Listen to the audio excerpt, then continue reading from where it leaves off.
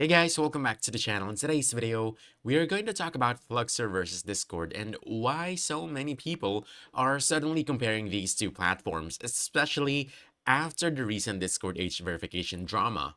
Now, recently, a lot of users started discussing whether they should leave Discord because of the new age verification and identity-related checks being rolled out in some regions.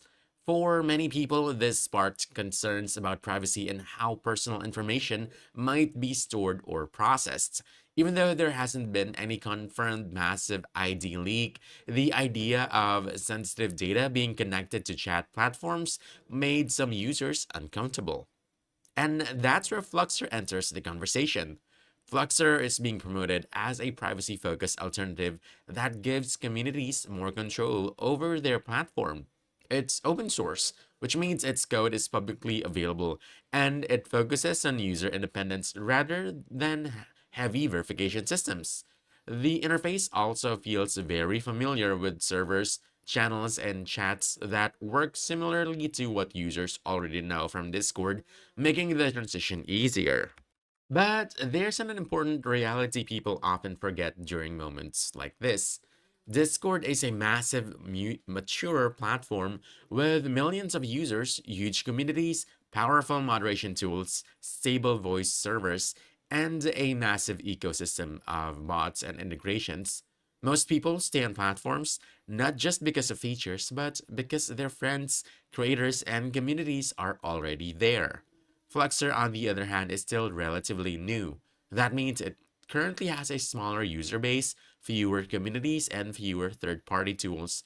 Early stage platforms can also experience stability issues while they grow and develop their infrastructure.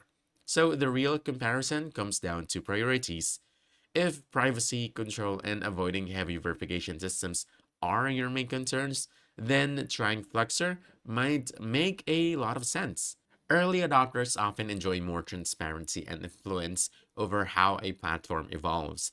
But if you rely heavily on large communities, advanced moderation systems, and a mature ecosystem, leaving Discord too early could actually feel like a downgrade rather than an upgrade.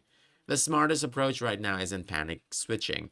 Instead, many users are simply testing Fluxer as a secondary platform while watching how it grows over time. That way, you can explore the features without abandoning the communities you're already part of.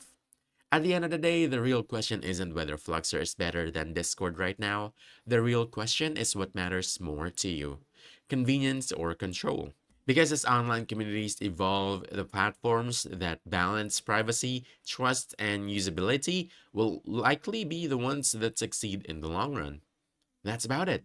If you found this helpful, don't forget to hit that like button, subscribe for more quick guides, and I'll see you in the next one. Thanks!